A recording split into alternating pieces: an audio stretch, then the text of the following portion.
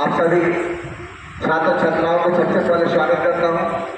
उसके बाद इस कार्यक्रम के आयोजक और कन्वीनर जो आईपीवीसी की कोऑर्डिनेटर भी हैं, उनका धन्यवाद देते हुए, हमारे प्रधानाचार्य महोदय का धन्यवाद देते हुए, हमारे आज उपस्थित हमारे आज के कार्यक्रम के मुख्य अतिथि हैं डॉक्टर महेंद्र कुमार बौद्ध जी।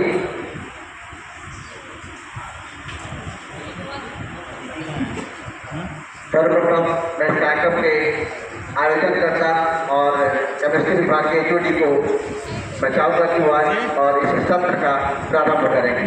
धन्यवाद।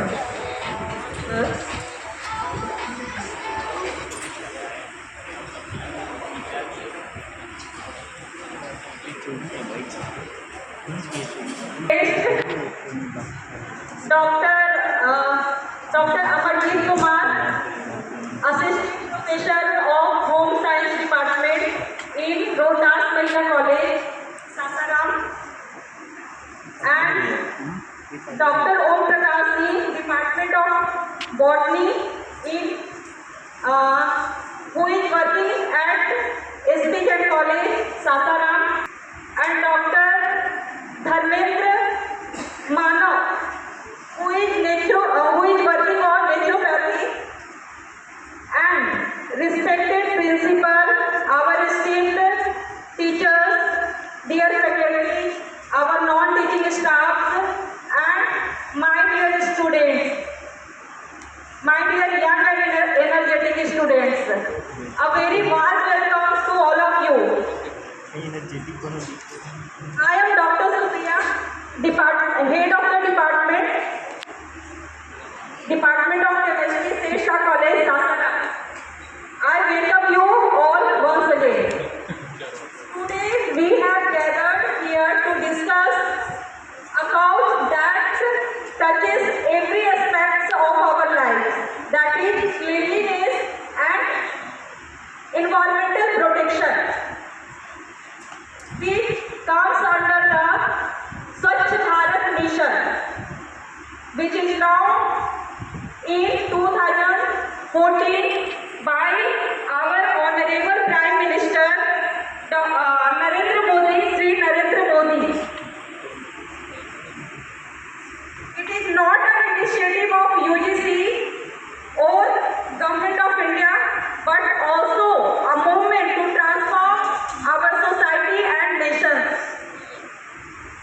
Today's seminar and different activities aims to explore how we as citizens and students can contribute in this Swachhata Abhiyan. Before we begin, let's start this event with lighting of lamp. But sorry, we have not arranged today the candle. So I would like to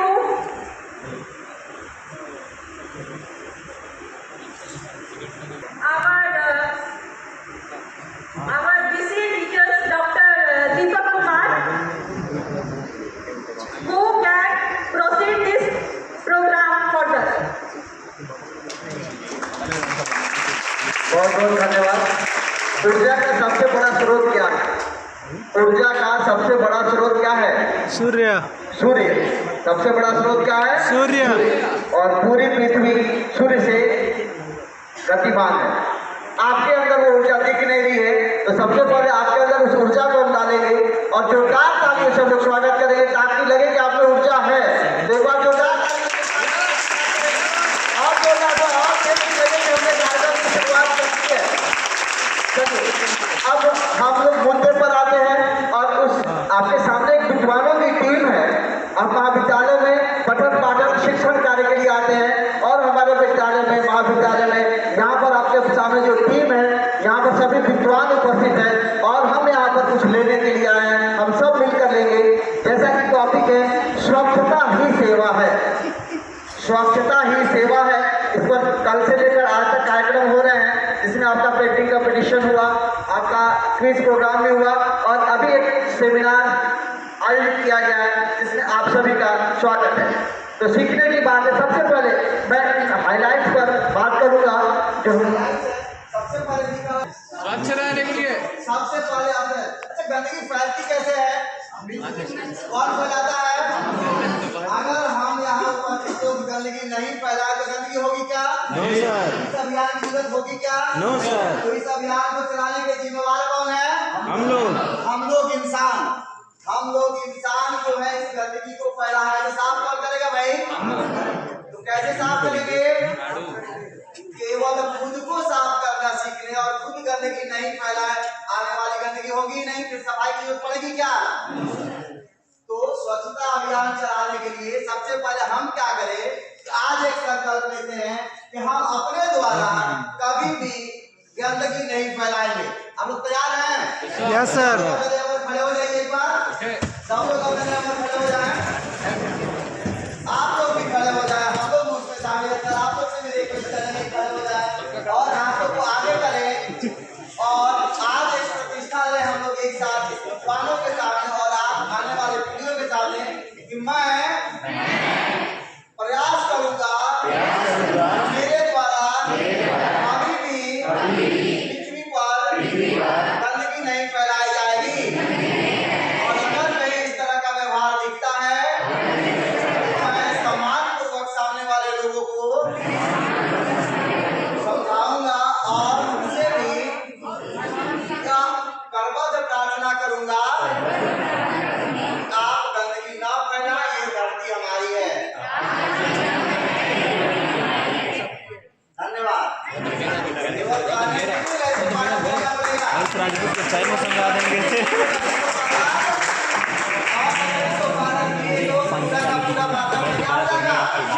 देखते हो ना, उसके पहले समझा जो कमियां हमारे पूर्वजों ने करी है, जो कमियां हमारे पूर्वजों ने की है, उसको पूरा कौन करेगा? तो हमारे पूर्वजों ने सारे पेड़ काट दिए, हमारे पूर्वजों ने सारे पेड़ क्या कर दिए? तो लगाएगा कौन? हम लोग। आपके पास हमारे पूर्वज लगाए जाते हैं। अभी आपने जो पोस्टर बनाए उन पोस्टर का थीम क्या था? आपने जो पोस्टर में थीम क्या था? स्वच्छ पेड़ बनाया था या नहीं? बनाए थे। तो क्या कागज पर बनाए गए पेड़ों से स्वच्छता फैलेगी? नहीं। बिल्कुल फैलेगी, लेकिन अवेयरनेस के रूप में। किस रूप में? अवेयरनेस के रूप में जाएगा, सभी जगह जाएगा तो लोग देखेंगे भाई पेड़ है। तो अब हमको उस पेड़ को कहाँ लाना है? अपने धरती पर, अपने घरों में, अपने खेतों में, अपने अगल बगल में इन पेड़ों को लाना होगा और तब फैलेगा हमारी स्वच्छता अभियान। समझ रहे हैं नहीं? इसका जिम्मेवार कौन है? हम लोग। कौन जिम्मेवार है? हम लोग। किसकी सेवा करते हैं? खुद की। माता की सेवा सबने किया, पिता का सेवा सबने किया, अपने जो हमारे पूर्वज हैं, हमारे साथ हैं, उनका भी सेवा करते हैं।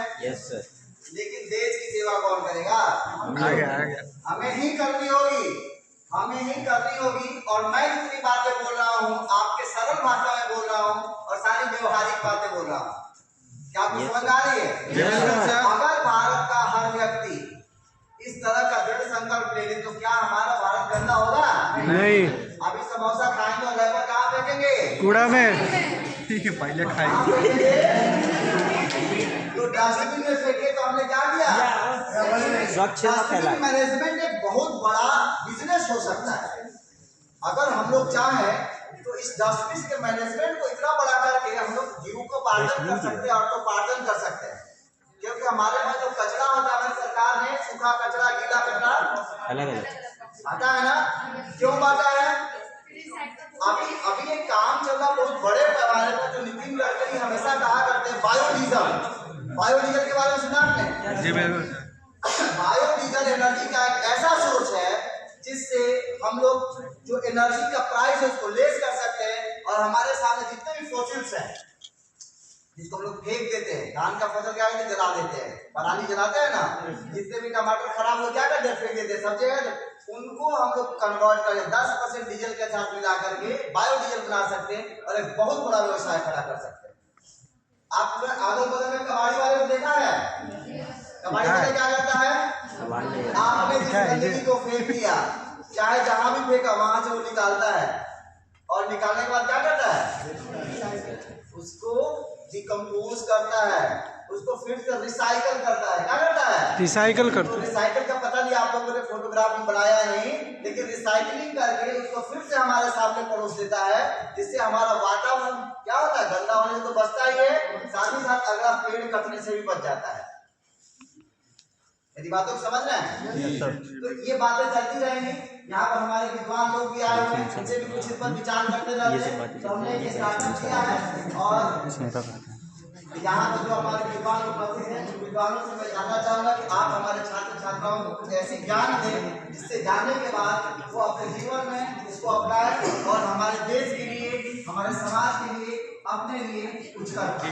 सबसे पहले मैं बुलाना चाहूंगा डॉक्टर अमरजीत कुमार को, डिपार्टमेंट ऑफ होम साइंस से। इनके लिए जोरदार तालियां से स्वागत करें।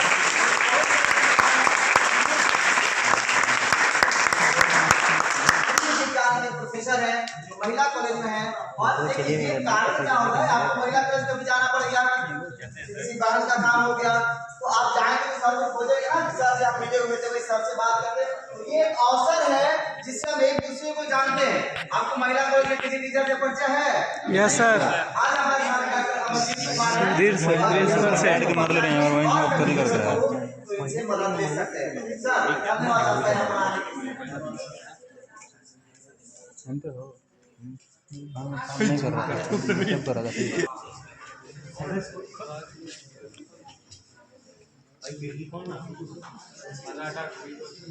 धूप आएगा। मदद करेंगे हमारे मास्टर साहब और हमारे एसपीएस कॉलेज से यहाँ उपस्थित थे डॉक्टर लाइटिंग करेंगे, और आप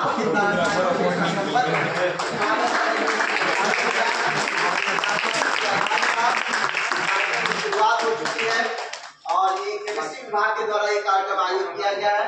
इस विभाग को और आईक्यूएसी कोऑर्डिनेटर को बहुत सारा धन्यवाद मैं देता हूँ ऐसे कार्यक्रम का आयोजन करने के लिए।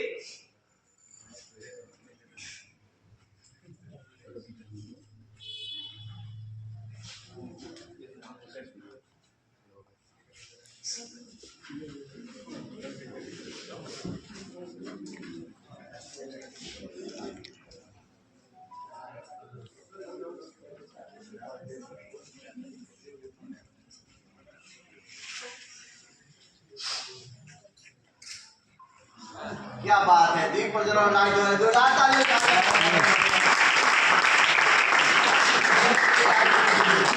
और अब मैं फिर से एक बार अपने keynote speaker doctor Amarjeet Kumar को मंच पर बुलाता हूँ। सर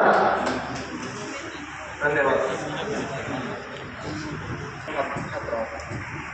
आप लोगों को मेरा नमस्कार।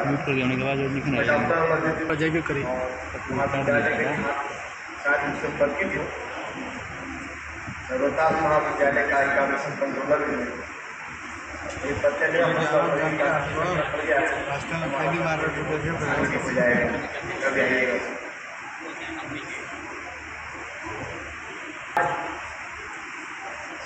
विषय के ऊपर मुझे बोलने के लिए यहाँ बुलाया गया है, वो है स्वच्छता और पर्यावरण पर। हमने सबसे पहले जाने की स्वच्छता और पर्यावरण की रक्षा में क्यों आवश्यकता पड़ रही है, क्या कारण है, ऐसी क्या कमी हमने कर दी कि हमें स्वच्छता और पर्यावरण की रक्षा की आवश्यकता पड़ रही है। क्या हम स्वच्छ नहीं रहते हैं या हमारा पर्यावरण सुरक्षित नहीं है? हम पहले तो स्वच्छ साफ सुथरा होता ही है ना, सुबह उठते हैं, स्नान करते हैं, पूजा पाठ करते हैं, पर्यावरण शुद्ध होती है।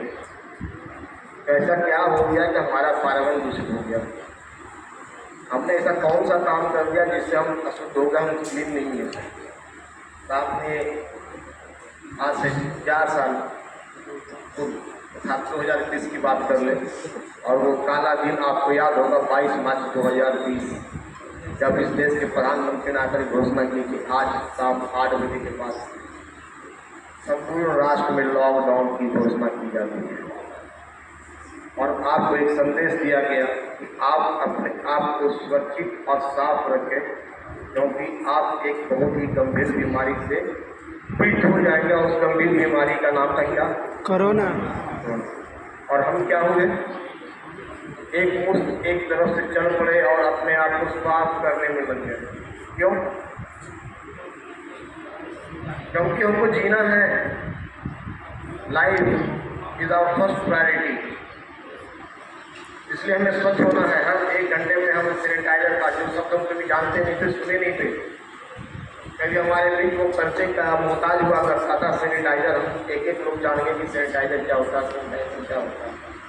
उसके लिए हम भाग दौड़ मचा दिए और ब्लैक मार्केटिंग की तरफ देना शुरू कर दिए। दिन भर में ना जाने 24 घंटे में कितने बार हम हाथ धोते थे, हर आधे घंटे, हर 10 मिनट में साबुन हो, सर्फ हो, है ना। एक पागलों की तरह उसके पीछे दौड़ रहे थे। तो स्वच्छता बहुत जरूरी है, क्योंकि स्वच्छ नहीं होंगे तो वो क्या इफेक्ट करेगा हमारे हेल्थ को। हेल्थ ये डिपेंड करता है हमारे हेल्थ के ऊपर, ये इफेक्ट करता है स्वच्छता। और ये स्वच्छ अगर हम नहीं होंगे तो ये स्वच्छता हमारे रिसोर्स को दूषित करेगा। वो हमारे रिसोर्स क्या है? हमारे खान पान को दूषित करेगा, हम बीमार पड़ेंगे। वह न केवल हमारे खान पान को बल्कि हमारे आसपास जहाँ हम रहते हैं, दैट इज कॉल्ड हैबिटेट, हमारा घर, न केवल हम मनुष्यों का घर बल्कि जानवरों का, जहाँ बहुत जैसे जंतु होते हैं, जानवर रहते हैं, उनके घर को दूषित करेगा। आज आपको पता है, आप जिसका दूध पीते हैं, जिस गाय भैंस का दूध पीते हैं, वो भी दूषित खाना खा के प्लास्टिक खा लेता है, उसका इफेक्ट हमारे बॉडी में पड़ता है। वो प्लास्टिक का अंश किसी न किसी रूप में हमारे भोजन के तक हम तक पहुँच जाती है और हम बीमार पड़ जाते हैं। वो किस कारण होता है? दूषित भोजन करने से और अपने आसपास के एरिया को दूषित करने से। और क्या होता है? यही स्वच्छता हमारे डेवलपमेंट को भी प्रभावित करता है। इस रूप में तो बीमार पड़ गए। आपने देखा कोरोना काल के दौरान पूरा देश लॉकडाउन हो गया तो हमारी आर्थिक स्थिति क्रैश कर गई। नॉट खाली हमारे पूरे विश्व की आर्थिक स्थिति क्रैश कर गई और हम एक डेवलपमेंट के जो एक शिखर पे जा रहे थे वो एकदम से प्रभावित हो जा रहा। हमारा विकास प्रभावित हुआ। वो किस कारण? एक सब स्वच्छता के कारण। अगर हम स्वच्छ रहते, साफ रहते, स्वस्थ रहते तो शायद ये नौबत ना आती और हम ये अच्छे आर्थिक दृष्टिकोण से विकास कर रहे होते, हमारा जीडीपी बेहतर होता, स्ट्रेस नहीं करता, इंडस्ट्रियाँ बंद नहीं होती, लोगों का कारोबार बंद नहीं होता, सिर्फ एक सब कारण स्वच्छता के कारण। क्योंकि हम एक दूसरे को कंटामिनेट ना करें, एक दूसरे को बीमार ना कर लें, है ना। यही टारगेट था ना हमारा। ये स्वच्छता बहुत जरूरी है और ये सिर्फ हमारी स्वच्छता नहीं बल्कि हमारे पर्यावरण को भी सुरक्षित रखना बहुत आवश्यक है। क्योंकि हमारा पर्यावरण सुरक्षित नहीं होगा तो क्या होगा? आप ज़्यादा दूर ना जाएंगे, हम बस 2-3 महीने पहले जाएंगे, जून के महीने में आपने बहुत गर्मी झेली है ना। हमारा पर्यावरण दूषित हुआ, वो उसी का नतीजा था, ग्लोबल वार्मिंग। और इतनी गर्मी हुई कि लोग मरने लगे, तापमान 50+ हो गया कहीं ना कहीं का। हमारा खुद का शहर 48-47 डिग्री टेम्परेचर से चल रहा था। हम प्यासे मर रहे थे और उसी गर्मी में एग्जाम भी दे रहे थे। क्या एग्जाम भी दे रहे थे। ये कहीं ना कहीं हमारे प्रदूषण के राज भी हमारे पर्यावरण को दूषित करने के कारण हुआ। ये सब सारी चीज़ें जो है वो छोटी छोटी चीज़ें हैं जिसके जरिए हम इन सब चीज़ों को नियंत्रण कर सकते हैं। एक शब्द होता ना खत्म करना, नहीं, ये बहुत कर सकते हैं, हम खत्म नहीं कर सकते, बट वी कंट्रोल इट, हम इसका नियंत्रण कर सकते हैं। जीरो वेस्टेज कहना एक शब्द हो सकता है जिसकी ये प्रासंगिक नहीं है। We control the waste, not we can't spread more, but we control. क्योंकि हम खाना बंद नहीं करेंगे, जीव है, जीव जंतु है, वेस्टेज को फैलेंगे, वेस्टेज आएंगे, है ना। एक्सपीशन होगा, हम लोग खाना बनाएंगे तो ऐसा थोड़ा ना कि वो चीनी हम पॉकेट में रख लेंगे। इंडस्ट्री है, इंडस्ट्रियल वेस्टेज निकलेगा, जानवर है, फीकल मैटर निकलेगा और कुछ होगा। तब we can control and we can manage it. If we manage it then it will be between our surrounding. Management के जरिए हम अपने सराउंडिंग को क्लीन कर सकते हैं ताकि वो वेस्टेज ज़्यादा फैले नहीं, है ना। इसलिए हमारे प्रधानमंत्री ने स्वच्छता अभियान चलाया और शौचालयों की जो का एक प्रोजेक्ट चलाया गया, ओपन डिफिकेशन फ्री। और ये खुले में शौच नहीं करना है, हर किसी को अपना यहाँ शौच करना ताकि प्रदूषण ना फैले, बीमारियाँ नहीं फैले। क्योंकि बहुत सारी बीमारियाँ जो है, जैसे आपका हैजा, कोलेरा, एक ऐसी बीमारी है टाइफाइड, ये सारे फिजिकल मैटर के कंटामिनेशन के कारण होता है। ऐसा वेरी वाइटल डिजीज जिसको हम नॉर्मल जैसे कि बहुत फैटल है, अगर किसी को हो गया ना और इसको हम कंट्रोल नहीं कर पाए हमारा जान जा सकता है। और वन गाँव के गाँव खाली हो जाए तब तक ये महामारी फैल गया। शायद आप लोग उसे जूझ चुके होंगे। अब आप उसका टीका बन गया है जिसको टीका कंट्रोल कर लीजिए। कोरोना का टीका आ गया है तो टीके बच्चों बच गए, बहुत सारी बीमारियों में टीका आ गया हो, तो टीका बनाना हमारा समाधान नहीं है। हमारा समाधान है नियंत्रण करना और खुद को जागरूक करना। जब तक हम खुद को जागरूक नहीं करेंगे हम किसी भी चीज़ का नियंत्रण नहीं कर सकते हैं। किसी भी चीज़ को नियंत्रण करने के लिए हमें जागरूक होना चाहिए। आइए जागरूकता हमारे अंदर एक शब्द बढ़ता है, वो है सिविक सेंस, नागरिकता बोध। हम इस देश के नागरिक हैं, तो नागरिकों का कर्तव्य होता है कि हम अपने देश को स्वच्छ और स्वस्थ रखें। और स्वस्थ रखने के लिए हमें हर चीज़ों का एक मैनेजमेंट सिस्टम डेवलप करना होगा। क्योंकि हम बहुत तरह के कचरे को डेवलप करते हैं। अगर एक घर में है तो वहाँ सिर्फ रसोई का कचरा नहीं होता है, वहाँ पर इलेक्ट्रॉनिक कचरा होता है जो आप लोग बैटरी इस्तेमाल करते हैं, है ना। मोबाइल फ़ोन जो पुराना हो जाता है, मोबाइल फ़ोन का चार्जर होता है, ये सारे इलेक्ट्रॉनिक इनका एक अलग डिपोजिशन होता है ना, इसका अलग मैनेजमेंट होता है। आप लोहे का कचरा अलग होता है, इस सब का सही रिसीव करना सीखिए। Student we have to know all those things, है ना। कचरे की पहचान कैसे की जाए, कौन सा कचरा डिग्रेडेबल है, कौन सा कचरा रिसाइक्लेबल है ना, नॉन मैग्नेटिक है और नॉन मैग्नेटिक है। और इसको ऐसे ही नहीं मिलेगा, क्योंकि आप कचरे का मैनेजमेंट करेंगे तो आपने देखा होगा आपके आसपास एक कचरा घर होगा, कचरा मिलने वाला, is a source of money. Wastage is also source of money. कचरा मिलने वाला किस चीज़ से पैसा कमाता है? वो कोई इंडस्ट्री तो नहीं है उसके पास ना।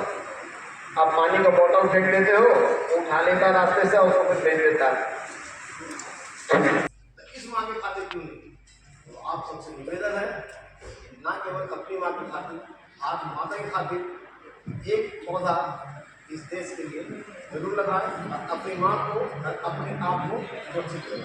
धन्यवाद।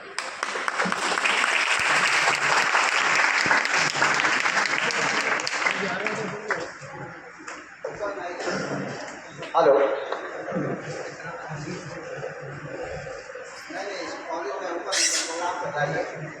तो अभी हमारे वक्ता ने जो बातें बोली उनका मैं बहुत बहुत धन्यवाद देता हूँ। साथ ही साथ आपसे एक क्वेश्चन है कि भारत हमारी माता है, भारत हमारी माता है, नदियाँ हमारी माँ है। तो अपने माता को गंदा क्यों रखते हैं? अपनी माता को कोई गंदा रखता है क्या? हमारे धर्म के सनातनी पर, सनातन जो है, हम लोग सनातनी हैं और हम लोग सनातन धर्म में ऐसा मानते हैं कि मतलब बहुत ही सुंदर ये प्रकृति का ये है कि हमने अपने प्रकृति को माता कहा क्योंकि माता से हमारा पोषण होता है, धरती से हमारा पोषण होता है, धरती से हमारा अस्तित्व है, मिट्टी से हमारा अस्तित्व है, नदियों से हमारा अस्तित्व है। और जिस अस्तित्व जिससे हमारा अस्तित्व है उसको हम लोग गंदा करते हैं। कितना अच्छा काम करते हैं। तो इसे रोकने की आवश्यकता। और इसी के साथ मैं अगले वक्ता को बुलाऊं, लेकिन उनसे मैं निवेदन भी करूंगा कि हमारे बच्चों को कुछ नया बताएं, कुछ ऐसी नई बातें बताएं जो आज मतलब बहुत सारी बातें जो हम जानते हैं, लेकिन मैं वक्ताओं से निवेदन करूंगा कि आप ऐसे प्यूरिफाइड चीज़ों को हमारे बच्चों को दो जिनको उन्होंने कभी सुना ना हो, जिनसे उनका इंस्पिरेशन बढ़े और जिनसे उनको जीवन में धारण करे। तो मैं अगले वक्ता के रूप में बुलाना चाहूँगा जो समय सीमा को देखते हुए हमारे बच्चों को समरी के रूप में कुछ ऐसी चीज़ें देकर जाएँ जिनको धारण किया जा सके। हिंदी विभाग के विभागाध्यक्ष डॉक्टर राकेश कुमार को बुलाना चाहूँगा।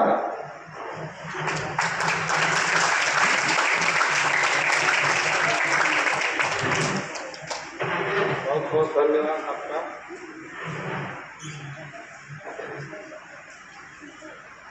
मंच मंच पर उपस्थित प्रधानाचार्य महोदय एवं आज इस कार्यक्रम में वक्ता के रूप में उपस्थित हमारे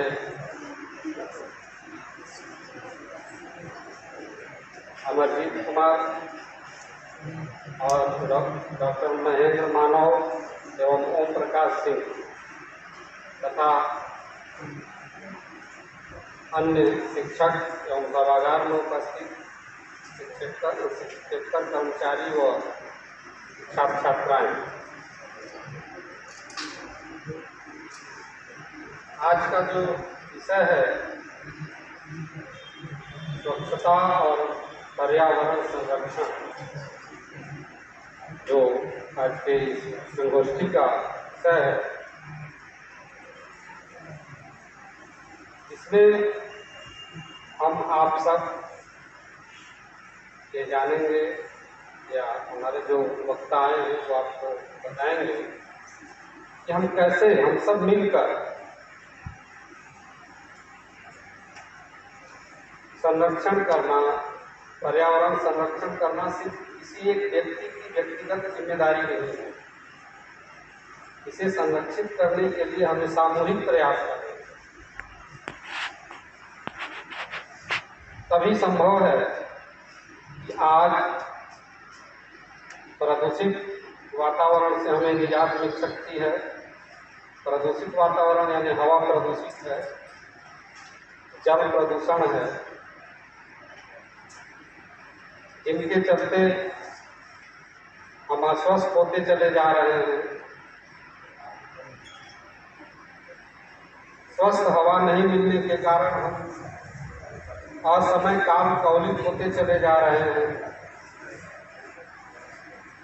पर्यावरण को संरक्षण करने के लिए सबसे पहले हमें जरूरी है कि हमें अपने ऊपर जनसंख्या नियंत्रण पर जोर देना। हमारी भावी पीढ़ी, आने वाली पीढ़ी के ऊपर बहुत बड़ी जिम्मेदारी है। सबसे पहले हम जनसंख्या नियंत्रण करें। जनसंख्या नियंत्रण करेंगे तो पर्यावरण जो वातावरण में अशुद्धियाँ हैं, जैसे हम जो कार्बन डाइऑक्साइड छोड़ रहे हैं, कम लोग रहेंगे तो कम श्वसन क्रिया होगी। उसके हिसाब से हमें पेड़ पौधों का पालन करना होगा, क्योंकि विश्व में जनसंख्या के मायने में पहले स्थान पर पहुंच चुके हैं और क्षेत्रफल के मायने में बहुत पीछे हैं। तो जनसंख्या नियंत्रण होना चाहिए। क्योंकि मैं साहित्य का विद्यार्थी हूँ तो आपको कुछ बातें साहित्य के माध्यम से समझाने की कोशिश करूँगा। पर्यावरण संरक्षण पर हिंदी साहित्य में बहुत अच्छी अच्छी कविताएं हैं, कहानियां हैं, उपन्यास हैं। जैसे अभी हिंदी के एक बहुत बड़े आदिवासी उपन्यासकार हैं रणेंद्र, ग्लोबल वार्मिंग पर उनका एक उपन्यास ही है ग्लोबल गांव का देवता। इसे हमें पढ़ना चाहिए। पढ़ने से हमें सीख मिलेगी कि हमें कैसे, उपन्यास में आपको समाधान भी बताया गया है कि हमें कैसे ग्लोबल वार्मिंग से बचना है। अगर कविता में हम बात करें तो राष्ट्र कवि दिनकर एक ऐसे कवि हैं, भारत के प्रथम कवि जिन्होंने पर्यावरण संरक्षण पर पहली बार कविता लिखा। उनके कविता का शीर्षक था वृक्ष, और इस कविता के माध्यम से उन्होंने जंगल को बचाने का, जंगल बचाने के मुहिम में मानव और मानवता को सहयोगी बनने का आह्वान कर। गुलजार की एक गजल है या गजलनुमा कविता है, जिसमें वे, इसका शीर्षक आपको है एक नदी की बात सुनी। जो जल प्रदूषण है, इस जल प्रदूषण से कराहती नदी जो है वह कवि से यानी कि मानव से कहती है कि हम कैसे जल प्रदूषित होते जा रहे हैं। इस जल प्रदूषण से भी बचने का उपाय सिर्फ और सिर्फ हम मनुष्यों के पास है। नरेश सक्सेना की एक कविता है, एक वृक्ष भी बचा रहे। जैसे हम अपना अंतिम दाह संस्कार करते हैं तो मरने के बाद लकड़ियों के गट्ठर पर हमें जलाया जाता है। इस कविता के माध्यम से कवि ये कहना चाहता है कि नहीं, और लकड़ियां कहाँ से आती हैं? पेड़ों से। उस पेड़ को काट कर यानी हम पर्यावरण को क्षति पहुंचा करके अपना दाह संस्कार करते हैं। इस कविता के माध्यम से कवि ये बताना चाहता है, यह पंच तत्व का बना हुआ शरीर पंच तत्व में विलीन करने के लिए हमें किसी वृक्ष को काटने की आवश्यकता नहीं है। तो क्या करना? हम अपने आप को मिट्टी में ही मिलाते, जिससे प्रदूषण भी नहीं फैलेगा। हम जलते हैं, जलने के बाद जो धुआं निकलता है वो हवा में फैलता है और वह हवा प्रदूषित होती है, और उसी हवा को हम श्वसन क्रिया के माध्यम से फिर अपने अंदर ग्रहण करते हैं और अपने आप को फिर दूषित करते हैं और अनेक बीमारियों को अपना लेते हैं, गले लगाते हैं। उसी प्रकार आज हम ईंट पत्थरों के घरों में रहने लगे। इस समस्या पर एक मयंक बिश्नोई नाम के कवि हैं, इन्होंने जिनकी कविता है पहाड़ों की पुकार। पहाड़ भी कराहते हैं जब उनके ऊपर छेनी और हथौड़ी चलते हैं। ये कविता ये हमें बताती है कि हमें पहाड़ों का भी संरक्षण करना चाहिए, क्योंकि जो भी हमारे पास आफत बला विपदाएं आती हैं, सबसे पहले हमारे प्रहरी वही है, वही उनसे लड़ते हैं, वही हमको बचाते हैं। इसलिए हमें पहाड़ों का भी संरक्षण करना होगा, तभी जाकर के हम असली में सही भागीदार पर्यावरण संरक्षण में बन सकते हैं। इस संदर्भ में मैं कुछ कविताएं दोहानुमा आपको मैं प्रस्तुत करता हूं, जो मुझे उम्मीद है कि आपको पर्यावरण संरक्षण में अपना योग देने में सहयोग करेगी। सुनिएगा। नदियां मुझसे कह रही चुभता एक सवाल, कहाँ गया पर्यावरण जीना हुआ मुहाल। नदियां मुझसे कह रही चुभता एक सवाल, कहाँ गया पर्यावरण जीना हुआ मुहाल। तान कुल्हाड़ी खड़ा है मानव, तान कुल्हाड़ी खड़ा है मानव जंगल खोर, मिटा रहा पर्यावरण चोर मचाए शोर। बादल से पूछो जरा पानी की औकात, बूंद बूंद पर लिखी है पर्यावरण की बात। पर्यावरण विकार है रेता सुर कंगाल, रेता सुर माने रेत माफिया। पर्यावरण विकार है रेता सुर कंगाल, सिसक सिसक नदियाँ करें सबसे यही सवाल। कूड़ा करकट फेंकते नदियों में सामान, फिर बांटे सब ओर हम पर्यावरणीय ज्ञान। पर्यावरण पर लिखना मुझको एक निबंध, सांसें एक दिन बिकेंगी कर लो सभी प्रबंध।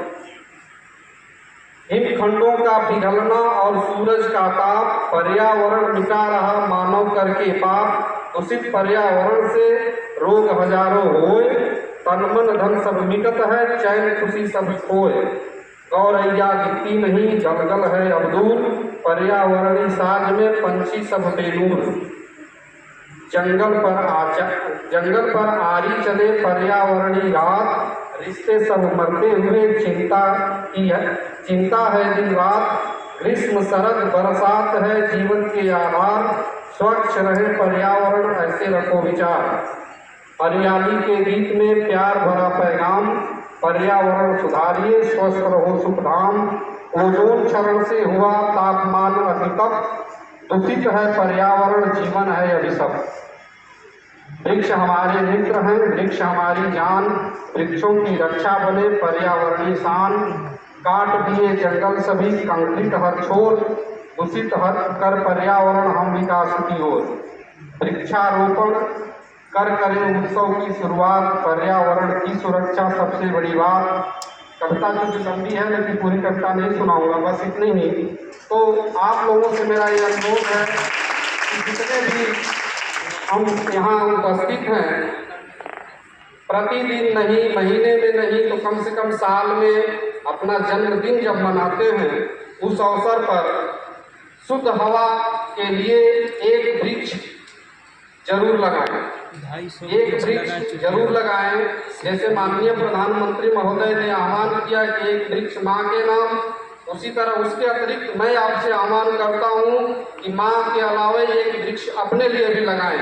यानी साल में 2 वृक्ष, एक माँ के लिए और एक अपने लिए। तभी हम पर्यावरण को शुद्ध कर सकते हैं। जल संरक्षण पर अपना योगदान दे करके हम हजारों का पानी पीते जा रहे हैं और पानी जो है कि खराब करते जा रहे हैं। वर्षा के पानी का कोई एकत्रित नहीं कर रहे हैं। कैसे करें? तो जल संरक्षण, वायु संरक्षण और सबसे बड़ी बात कि हम संरक्षण पर बात कर रहे हैं, प्रदूषण पर बात कर रहे हैं। यानी प्रदूषण से सब प्रदूषित होता चला जा रहा है। और इसी में एक बात आती है ध्वनि प्रदूषण की भी। हमें ध्वनि प्रदूषण पर भी ध्यान रखना चाहिए। अभी माइक से जो निकाल तो इन्हीं सारे बातों के साथ मैं अपनी बातों को विराम देता हूँ। बहुत बहुत धन्यवाद। राकेश सर ने बड़ी भेदभाव कर दिया। माता के लिए लगाई, अपने के लिए पिता के लिए कौन लगाएगा भाई? तो 3 लगाओ ना कम से कम। छत वाले में और जोड़ दो, पिता भी तो है। हाँ, और अच्छी बात है, जितना ज़्यादा लगाए मतलब काउंटिंग बढ़ते जाने चाहिए, है ना। तो अगले वक्ता हैं, उससे पहले आप लोग लगता बोर हो रहे हो, पेट में भी भूख लगी है, तो आपको मैं बता दूं भोजन का, नाश्ता का प्रबंध है, निश्चिंत हो जाए। लेकिन थोड़ा सब्र रखना है, थोड़ा सब्र रखें, मीठा भी मिलेगा और नमकीन भी मिलेगा। तो उसी के साथ बीच लोग हंगामा बीच जाने से पहले लौट कर यादें आती हैं, वक्त नहीं। लौट कर यादें आती हैं, वक्त नहीं। उस वक्त को जीना है। और अगले हमारे स्पीकर हैं जिनको मैं बुलाना चाहूँगा, डॉक्टर ओम प्रकाश जी, जो बोटनी विभाग के हैं, SPJ कॉलेज से। उनको आवाज़ देता हूँ जो अपने बातों को कुछ नए अंदाज में रखें, तो हमारे छात्र छात्राओं को फायदे पहुँचा सकें। धन्यवाद। हेलो। जी सर बोलिए। परम आदरणीय डेस्क पर उपस्थित आवाज में दम है। महाविद्यालय के प्रधानाचार्य महोदय, आज के कार्यक्रम के संयोजक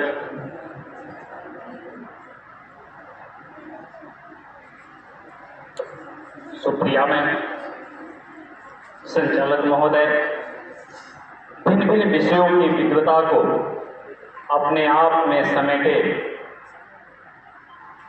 व्याख्याता वृंद, इतर कर्मचारीगण एवं इस आकाशीय रूपी प्रांगण में देश के भविष्य तारों की भांति टिमटिमाते मेरे प्यारे छात्र छात्राओं,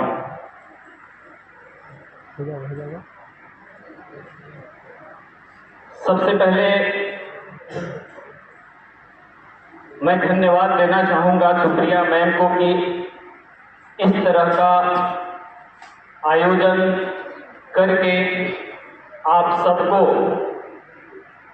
अवेयरनेस के प्रति उत्सुक होने के लिए जागृत की। बहुत सारी बातें अभी हमारे पूर्व के वक्तागण कर रहे थे। आज मैं आपको इतना सारा कुछ देना चाहूँगा गागर में सागर के प्रति, गागर में सागर की भांति कि आप उसको समेट कर ले जाएंगे ना सारे विद्यार्थी? चलिए हम आपको देखिए, आज जो है स्वच्छता ही सेवा, बहुत ही सहज टॉपिक है, स्वच्छता ही सेवा। सस्टेनेबल डेवलपमेंट कैसे करना है, क्या है सस्टेनेबल मैनेजमेंट, और जब आप उच्च शिक्षा में रह के यहाँ पर नहीं करेंगे तो फिर कौन करेगा?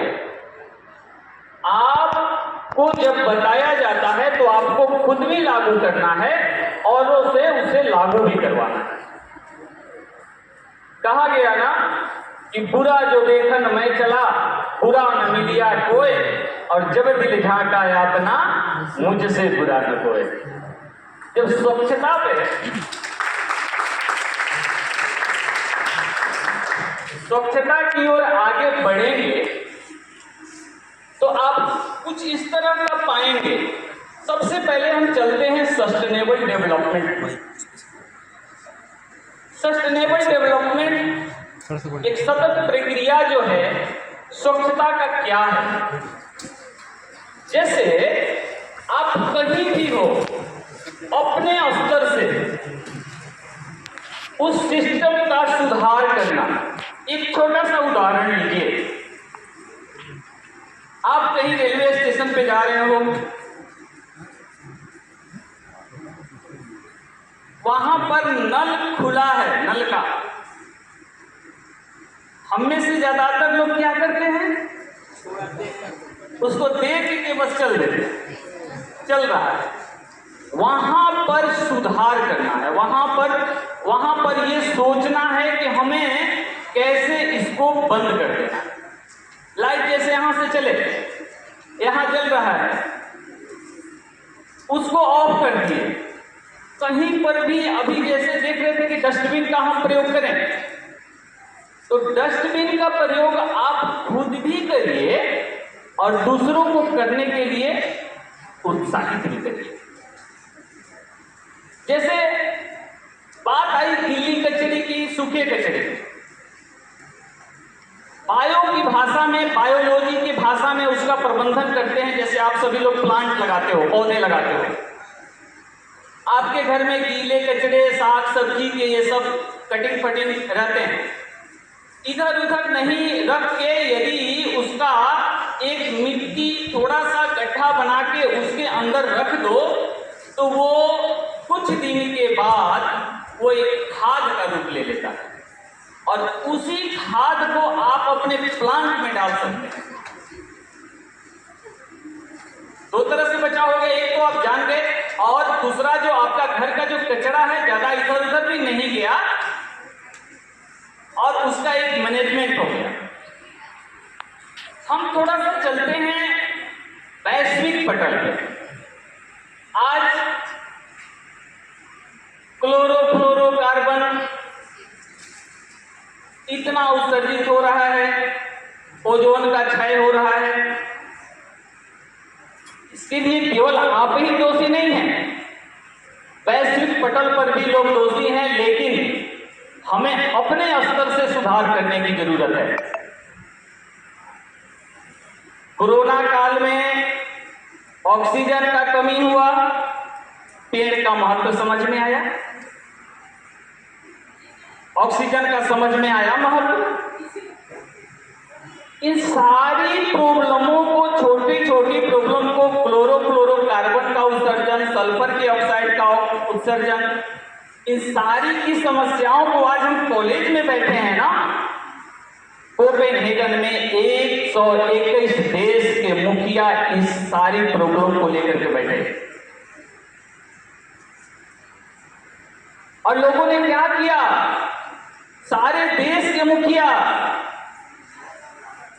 कि हम क्लोरोफ्लोरोकार्बन का जो है उत्सर्जन कम करें, ओजोन का क्षरण कम हो, जो सूर्य की किरणें ऊपर से आती हैं उसका ओजोन जो परत है वह छन करके छननी का काम करता है, उसके बाद हमारे धरती पे आता है, जिससे कि हम बच जाते हैं हानिकारक किरणों से। इन सबका जब एक मीटिंग हुआ, उसका कंक्लूजन क्या हुआ जरा ध्यान दीजिएगा। जो विकासशील देश हैं उन्होंने कहा विकासशील देश को कि आप अपना CFC को बंद करें या कम करें। उस अपना देश भारत भी चूंकि ज़्यादा आबादी है, क्लोरोफ्लोरोकार्बन का ज़्यादा उत्सर्जन हो रहा है। इन्होंने भारत भी आग्रह किया अमेरिका जैसे देशों से कि महाशय आप तो बहुत विकसित हैं, थोड़ा क्लोरोफ्लोरोकार्बन का आप कम उत्सर्जित करें, लेकिन वहां लोग वहां नहीं मानते, वहां नहीं मानते। कंक्लूजन क्या रहा कि उस मीटिंग को 1 साल के लिए टाल दिया गया कि अगले साल फिर से हम मीटिंग करेंगे। जरा सोचिए, प्रकृति आपको माफ नहीं कर रही है, आप इस ओर आगे नहीं सोच रहे हैं, प्रकृति तो माफ नहीं कर रही है। उसी तरह से उत्सर्जन होता गया, ओजोन का क्षरण होता गया,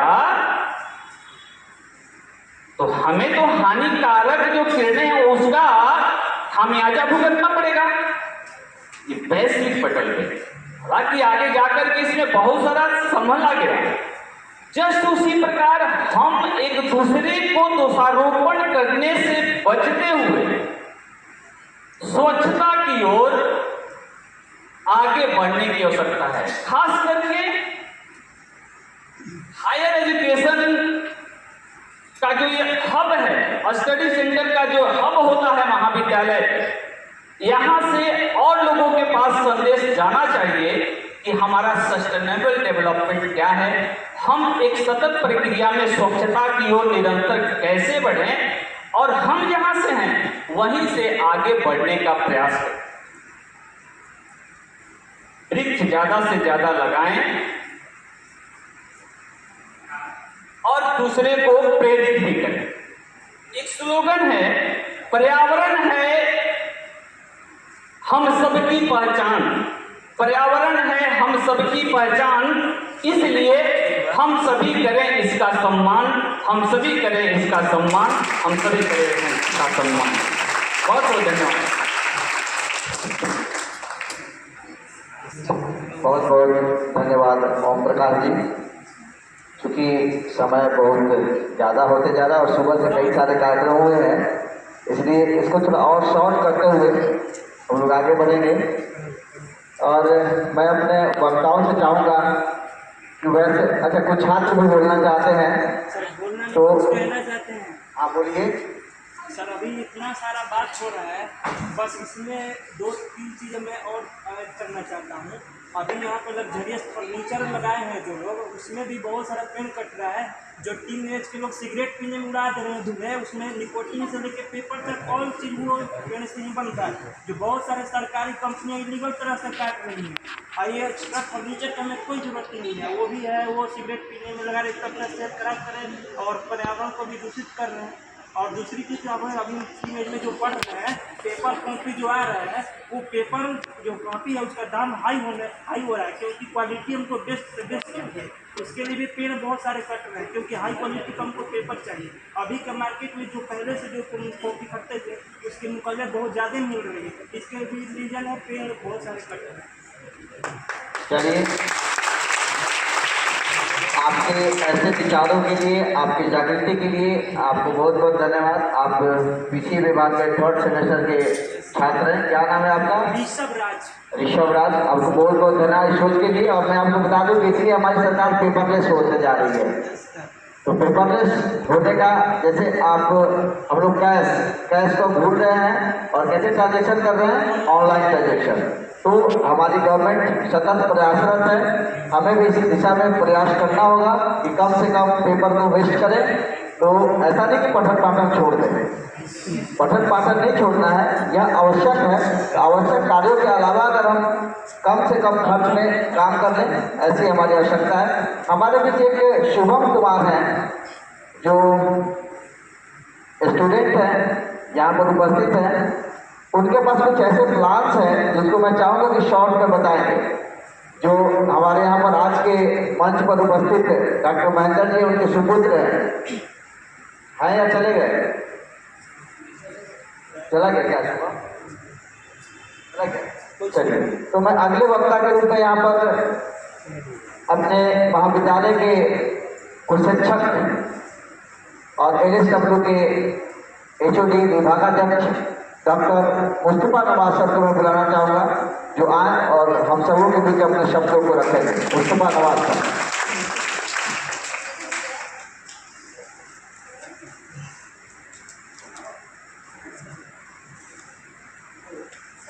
सबसे पहले इस मंच पर आसीन हमारे महाविद्यालय के प्रधानाचार्य महोदय, बाहर से आए हुए अतिथिगण और हमारे शिक्षक साथीगण, साथ ही हमारे महाविद्यालय के नॉन टीचिंग स्टाफ और प्यारे बच्चों, आज का जो ये कार्यक्रम रखा गया है उसका नाम है पर्यावरण संरक्षण और स्वच्छता। इसी पर जो है हम लोग को अपनी बातें रखनी है। तो पहला जो टॉपिक है वो है पर्यावरण संरक्षण का। तो सबसे पहले एक चीज़ हम जानेंगे कि आखिर ये पर्यावरण है क्या। पर्यावरण इन्वायरमेंट जो हम लोग कर रहे हैं, ये आखिर पर्यावरण है क्या।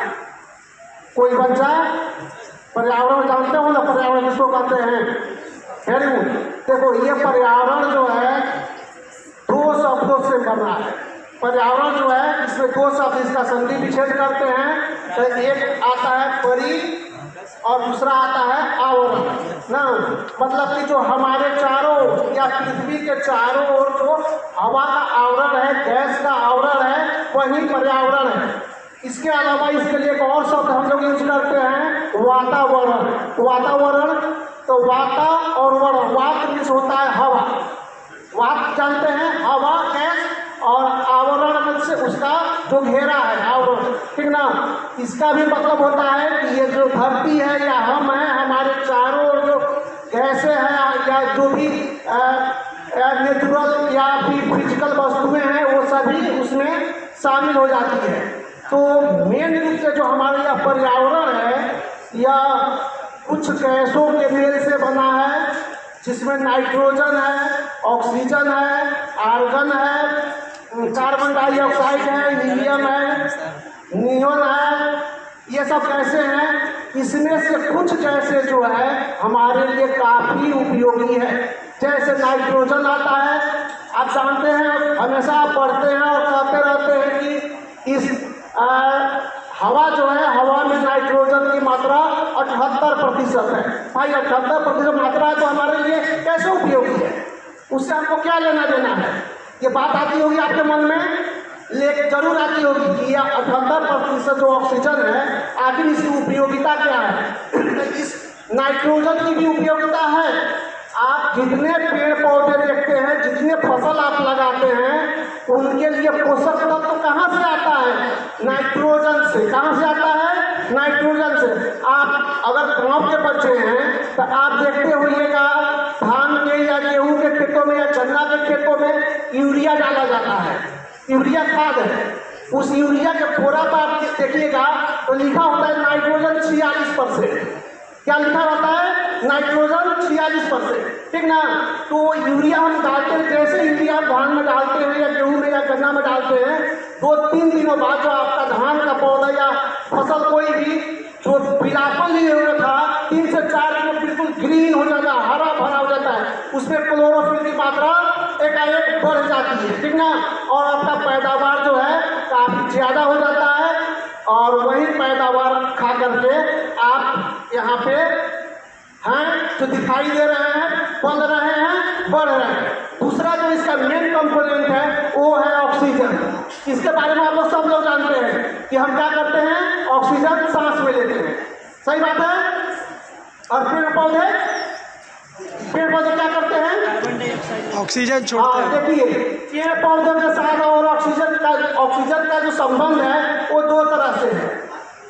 जब सनलाइट होता है तो सनलाइट में वो पौधे जो हैं इस ऑक्सीजन को फोटोसिंथेसिस जो उनका खाना बनाने की जो प्रक्रिया है, फोटोसिंथेसिस खाना बनाने की जो रासायनिक प्रक्रिया है, उसके तहत वो ऑक्सीजन को लेते हैं और जमीन से क्या लेते हैं? पानी लेते हैं। और हीट कहाँ से मिलता है? जब चूल्हा हम जलाते हैं, गैस जलाते हैं, उसके बदले में सनलाइट आता है, गर्मी वहाँ से लेते हैं और वो अपना खाना बना लेते हैं। C6H12O6, यही ना है जी, हाँ। खाना बनाते हैं C6H12O6 ना, जिसको स्टार्च कहते हैं या फिर उसको और कार्बोहाइड्रेट ग्लूकोज कहते हैं, ठीक ना। तो वो अपना खाना बनाते हैं और वही उनसे जो खाना बच जाता है वो फसल के रूप में, फल के रूप में आता है और उसका उपभोग हम लोग भी करते हैं। तो मतलब कि ये दोनों गैसें हमारे लिए उपयोगी है। तीसरा गैस है कार्बन डाइऑक्साइड, ठीक ना। क्या है? Carbon dioxide. ये कार्बन डाइऑक्साइड जो गैस है वो दो गैसों के मिल से बना है, एक कार्बन और दूसरा ऑक्सीजन। कार्बन का एक भाग और ऑक्सीजन का 2 भाग, यही सिंपल भाषा में ना। कार्बन डाइऑक्साइड CO2 बनता है। इस CO2 गैस को जानते हो किस नाम से जानते हैं? Green house gas. किस नाम से जानते हैं? Green house gas. हालांकि इसके साथ में ग्रीन हाउस गैसों की संख्या और भी है, जैसे कार्बन डाइऑक्साइड के अलावा आपका, अरे वेपर का नाम सुने हो? वेपर, वाटर वेपर, उसका भी फॉर्मूला वही होता है केमिस्ट्री में जो जल का होता है, H2O। क्या केवल उसका जो रूपांतरण हो गया रहता है, ट्रांसफॉर्मेशन हो गया रहता है, तो वो जो H2O है वो भी इसी ग्रुप में आता है। इसके अलावा क्या है? वो नाइट्रस ऑक्साइड है और सबसे जो डेंजर है वो AC लगाए रहते हैं, फ्रीज लगाए रहते हैं, फिर फ्रीज में फ्रीऑन गैस होता है, AC में भी CF क्लोरोफ्लोरोकार्बन होता है। ये जो गैसें निकलती है वो बाहर जाती है और क्या करती है? हमारे वातावरण को, हमारे जो बाहरी चादरें हैं जो धरती को सनलाइट से सुरक्षित रखे हुए हैं उसको नष्ट करती है, ठीक ना। ये गैसें नष्ट करती है। क्योंकि देखो होता क्या है, ये एक सिंपल भाषा में समझो कि ये धरती है जिस पर हम रहते हैं, इसके ऊपर जो है कई चादरें हैं हवा की, कई चादरें जो विभिन्न गैसों से मिलकर बनी है, सब क्या कहते हैं? वायुमंडल। क्या कहते हैं? वायुमंडल। इसको जमीन से ऊंचाई के अनुसार 5 भाग में बांटा गया है। सबसे नीचे वाला जो भाग है क्षोभमंडल कहते हैं। क्या है? ट्रोपोस्फेयर। ये क्षोभमंडल है। उसके ऊपर जाते हैं तो स्ट्रेटोस्फेयर, उसके ऊपर जाते हैं तो मीजोस्फेयर, उसके ऊपर जाते हैं तो थर्मोस्फेयर और सबसे लास्ट में एक्सोस्फेयर, जिसमें अंतरिक्ष ना। बेचारी जो इंडिया की कौन है, जो अमेरिका में रहती थी, कौन? विलियम, सुनीता विलियम, आज भी फंसी हुई है अंतरिक्ष में, ठीक ना। वो वाला है एक्सोस्फेयर। तो हम बात करते हैं नीचे से। नीचे जो धरती के पास जो हमारा क्षोभमंडल है, ट्रोपोस्फेयर है, इसकी जो विशेषता क्या है कि जितने आंधी, तूफान, बारिश, ओला जो गिरता है, बर्फपात होता है, ये सब घटनाएं जो है कहाँ होती है? क्षोभमंडल में। उसके ऊपर जाते हैं, कहा जाता है स्ट्रेटोस्फेयर। जो हवाई जहाज जो हम उड़ाते हैं ना, क्या होता है कभी कभी हम लोग जब आप देखते होइएगा कि हवाई जहाज उड़ गया है लेकिन नीचे उसका जो लैंडिंग नहीं हो रहा है, पिकअप तो कर गया लेकिन लैंडिंग नहीं हो रहा है, उसको सिग्नल मिल रहा नहीं है, मौसम खराब है, मौसम खराब है। अरे भाई इतना ऊंचाई पर गया है कि वो नीचे नहीं आ रहा है, इसका मतलब कि मौसम खराब वाला मौसम नीचे की है। तो सही बात है, वो क्षोभमंडल ये ट्रोपोस्फेयर है, उसके ऊपर इसकी ऊंचाई जो है लगभग जो वही 8 किलोमीटर से लेकर के 15 किलोमीटर तक। कहाँ से? समुद्र के जल स्तर से। जो भी आप ऊंचाई नापते हैं कहाँ से नापते हैं? समुद्र का जल स्तर होता है उससे नापते हैं। तो 8 से 15 किलोमीटर तक, जैसे इक्वेटर पर 15 किलोमीटर और हम वहीं चले जाएंगे पोल पर तो वहाँ पर सिर्फ 8 किलोमीटर इसकी ऊंचाई होती है, ठीक ना। तो ये क्या होता है? क्षोभमंडल का ट्रोपोस्फेयर होता है। ये जहाज क्या होता है? उससे ऊपर चला जाता है। तो बारिश तो नीचे होती है, बादल नीचे होता है, इसलिए जब तक नीचे क्लियर नहीं हो जाता मौसम तब तक उसको सिग्नल नहीं दिया जाता उतारने के लिए, ठीक ना। और एक और उसके ऊपर में एक और लेयर है बहुत बढ़िया, ठीक ना। ट्रोपोस्फेयर पर मीजोस्फेयर है, उसके जस्ट ऊपर थर्मोस्फेयर है। थर्मोस्फेयर का नीचे वाला जो पार्ट है, मीजोस्फेयर और थर्मोस्फेयर बीच का, उसको कहते हैं आयनोस्फेयर, ठीक ना। वो स्फीयर जो है हम लोगों के लिए बहुत ही ज्यादा, खास करके नींव पीढ़ी के लिए बहुत ज्यादा उपयोगी है। जानते हो क्यों? अब मोबाइल लेते हो ना और बहुत सारी चीजें चलाते हो तो जो यहाँ से वेव निकलता है, यहाँ तुम लगाते हो, इंडिया में लगाते हो, इंडिया के सासाराम में फोन लगाते हो और अमेरिका में जो है सेकेंड में यहाँ लग जाता है और आपसे बात हो जाती है। क्या होता है? ये जो तरंगे यहाँ से निकलती है, तरंग के रूप में आपकी आवाज जो निकलती है यहाँ से सीधे कहाँ भागती है? वेव के रूप में आयनोस्फीयर पर, आयनोस्फीयर से टकरा करके नीचे चली जाती है, आयनोस्फीयर के ऊपर नहीं जा पाता है। कारण कि वहाँ पर सोडियम हम लोग पढ़ते हैं ना, NaCl, हम लोग जो नमक बनाते हैं उसमें सोडियम और क्लोरीन होता है, NaCl, वही वाला सोडियम वहाँ पे आयनोस्फीयर के पास भी होता है, वो आयोडाइज हो जाता है। क्या होता है? उसका आयोनाइजेशन हो जाता है। क्या होता है? आयोनाइजेशन होता है। उसके ऊपर जो सनलाइट आता है उसका भी आयोनाइजेशन हो जाता है, ठीक ना। और यही आयोनाइज जो है आयनोस्फीयर है, यहाँ से जो तरंगे जाती है, रेडियो तरंगे, या उसको क्या करता है, वो वापस रिटर्न करता है, इस प्रकार एक वेव बनता है। और सासाराम से सीधे अमेरिका के वाशिंगटन डीसी में बैठे हुए लोगों से सेकेंडों में हम लोग बात कर लेते हैं, ठीक ना। तो ये रही बात है हमारे इसका स्कोर में बात कर रहे थे हम लोग इसका वायुमंडल की, ठीक ना। इसके बाद हम लोग आगे बढ़ते हैं और देखते हैं एक चीज और होता है, ओजोन लेयर। हमेशा बात करते हैं ओजोन लेयर फट रहा है, छेद हो रहा है। कहाँ? तो वो जो अंटार्कटिका है, अंटार्कटिका के ऊपर में कहता है, मतलब कि कई किलोमीटर जो है उसका बहुत बड़ा होल हो गया है, ठीक ना। तो ये होल क्या है भाई, वो होता क्यों है? तो वही होता है जो हम क्लोरोफ्लोरोकार्बन जो निकालते हैं अपने एसी से निकालते हैं, अपने जिसमें फ्रीज से निकालते हैं, निकलता है, ठीक ना। ये सब कहाँ जाता है? ऊपर जाता है। और वो आयनो जो ओजोन लेयर है, आप तो जानते हैं कई लाख जो है ऑक्सीजन के अणुओं की अपेक्षा, हमको लगता है शायद वो लाख में ही है। तो अगर 1 लाख अगर आप ऑक्सीजन का अणु अगर आप देखते हैं, उसमें से मात्र 3 को ओजोन का अणु आपको मिलेगा, ठीक ना, ओजोन का। तो ये जो ओजोन वाला जो लेयर है, ये खराब किससे होता है? जो हम नीचे से भेजते हैं किसको? क्लोरोफ्लोरोकार्बन को, ठीक ना। क्लोरोफ्लोरोकार्बन को जो हम भेजते हैं, ये जो है उस लेयर को खराब करता है। और सबको नुकसान क्या है? तो वहाँ से अल्ट्रा वायलेट जो आता है, जिसको यूवी रेज कहते हैं, वो यूवी रेज वहाँ से आता है और क्या करता है? हमें नुकसान पहुँचाता है। किस तरह में? स्किन डिजीज, बहुत सारे लोगों का स्किन डिजीज होता है। सबसे ज़्यादा अल्ट्रा वायलेट रेज का जो प्रभाव है, वो प्रभाव है वो हमारे स्किन पर पड़ता है। तरह तरह की स्किन जनित बीमारियाँ हो जाती है और उससे हम लोग झेलते रहते हैं, ठीक ना। और जो है ये जो हमारा वातावरण जो है हम तो गंदा कर देते हैं ना। क्या करते हैं? रोज हम नहाते हैं, साबुन लगाते हैं ना, तो शैम्पू लगाते हैं, खूब लगाते हैं, साबुन और शैम्पू तो खूब लगाते हैं। आखिर वो पानी जो है साबुन शैम्पू वाला वहाँ से आपके बाथरूम से नाला होते हुए, छोटी सी नाली होते हुए नाला में जाता है, नाला से अल्टीमेटली वो नदी में ही जाता होगा ना। और वो पानी जो है क्या होता है? प्रदूषित हो जाता है। खेतों में जो है हम जो कीटनाशक डालते हैं, पौधों में कीटनाशक डालते हैं या खाद डालते हैं, वहाँ का जो मिट्टी जो प्रदूषित होती है, वहाँ का पानी भी प्रदूषित होता है।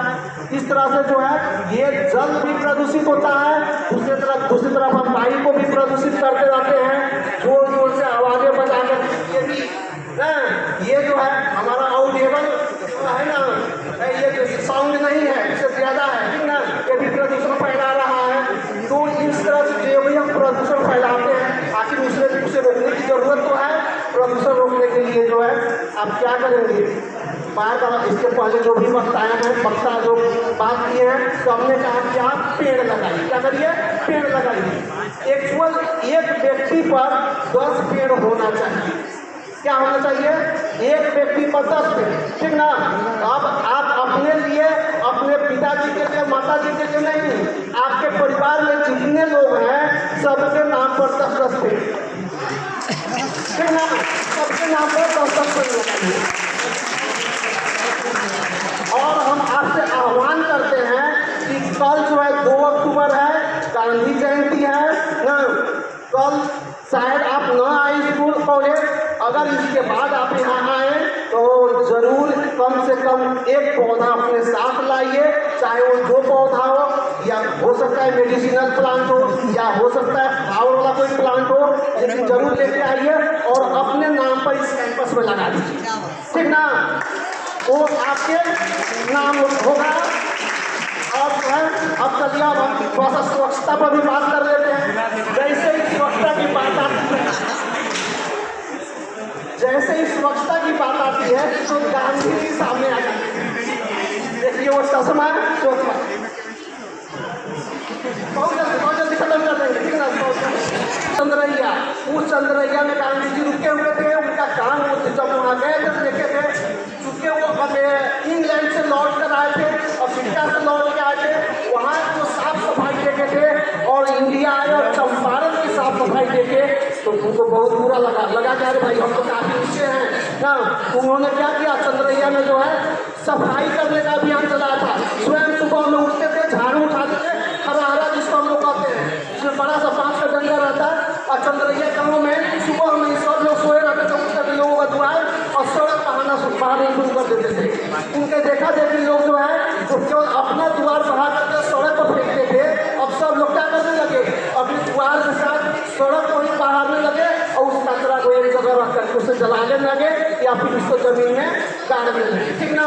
ये गांधी जी का था, क्योंकि उनका ये सपना जो था स्वच्छ भारत का सपना अधूरा रह गया। उन्होंने आज़ादी को दिखा दिया लेकिन स्वच्छ भारत का सपना क्या हुआ, अधूरा रह गया।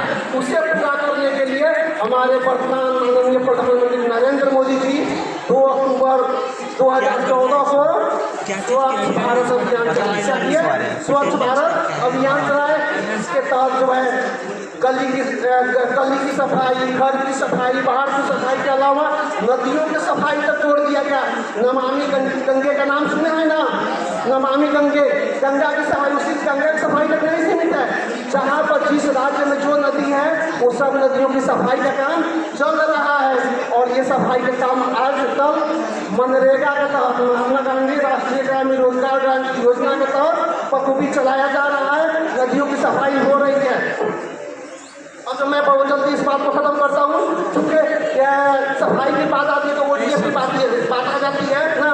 ओपन डेफिकेशन फ्री, ये उनका सपना था, वो जितने भी गाँव हो शौच मुक्त हो। गाँव की महिलाएं जो है घर में शौचालय में जाए, बाहर न जाए। अभी भी जो है पूरा देश ODF मुक्त नहीं हुआ है।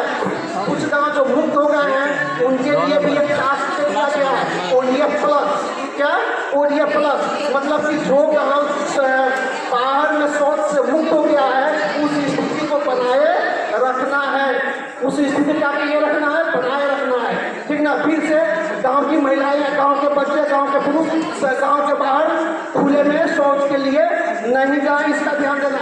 एक चीज और तो बता के समाप्त करता हूँ मैं अपनी बात।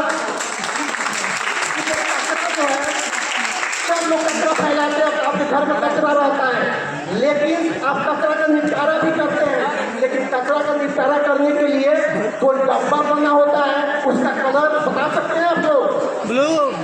देखिए 2 कलर तो सब जगह मिल जाएगा, एक हरा कलर का डब्बा डस्टबिन और एक ब्लू कलर का। जो भी गीला कचरा होता है वो किसमें डालते हैं? ग्रीन डस्टबिन में डालते हैं, मतलब हरे डब्बे में डालते हैं। और जो सूखा कचरा होता है वो नीले डब्बे में डालते हैं। गीला कचरा जो है उससे क्या किया जाता है?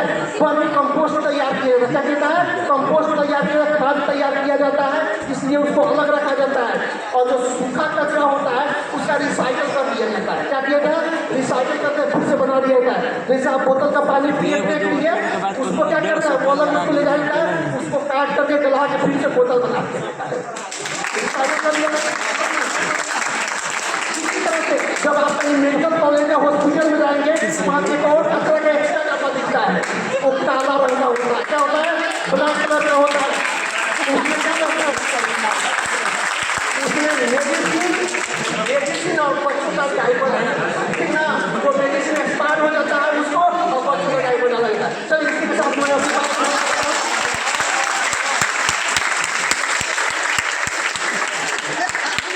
बातें तो सबने अपनी रखी, लेकिन इस ऊर्जा के साथ, इस एनर्जी के साथ मुस्तफा सर ने आपके सामने बातें रखी, उसके लिए बहुत जोरदार तालियां। और बहुत ज़्यादा आपको इंतजार नहीं करना है, क्योंकि आपका प्राइज डिस्ट्रीब्यूशन भी बाकी है, आपका अल्पाहार भी बाकी है, और साथ ही साथ हमारे और एक मुख्य वक्ता यहाँ बाकी है। उसके बाद प्रधानाचार्य 2 लोगों को और हम सुनेंगे, उसके बाद आगे कार्यक्रम करेंगे। तो मैं अब जिस शख्स को यहाँ बुलाना चाहता हूँ वो है डॉक्टर महेंद्र कुमार बौद्ध जी, जो नेचुरोपैथी से नेचुरोपैथी से यानी नेचुरल ट्रीटमेंट करते हैं, जड़ी बूटियों से ट्रीटमेंट करते हैं और नेचर से हमारे समक्ष, हमारे चारों तरफ और बहुत ही ज्ञानवर्धक और रोचक बातें बताते हैं। तो मैं आपसे निवेदन करूँगा, उनके बातों को अगर ध्यानपूर्वक हम लोग सुनते हैं तो हमारे जीवन में बिल्कुल सफलता मिलेगी और हम लोग निरोग रहेंगे। तो मैं आह्वान करता हूँ डॉक्टर महेंद्र कुमार पौल।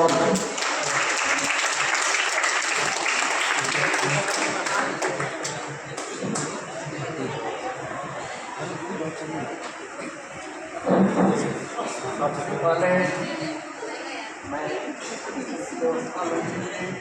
ऐसा कॉलेज के प्रिंसिपल सदस्य बहुत बहुत धन्यवाद देता हूँ उन्होंने इस तरह का और मंत्री को और आप लोग इतने सहयोगी हैं, तमाम लोगों को मैं हार्दिक नमन करता हूँ। मैं अभी हमारे सामने जो गुरु जी लोग बैठे हैं ये आम बात नहीं है।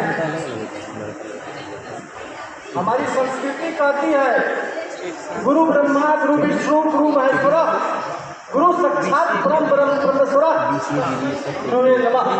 ऐसे गुरुओं को मैं नमन करता हूँ जो कल्पना चावला सुनीता विलियम ही नहीं तमाम लोगों को पैदा करती है और इनका रिस्पेक्ट और इनका मान सम्मान और ऐसे जो कतार में लगे हैं इसमें से कितने लोग लड़कियां लर्नर्स ऐसे होंगे जो आगे फ्यूचर का भारत का और पूरे वर्ल्ड में अपना पताका फहराने का काम करेंगे।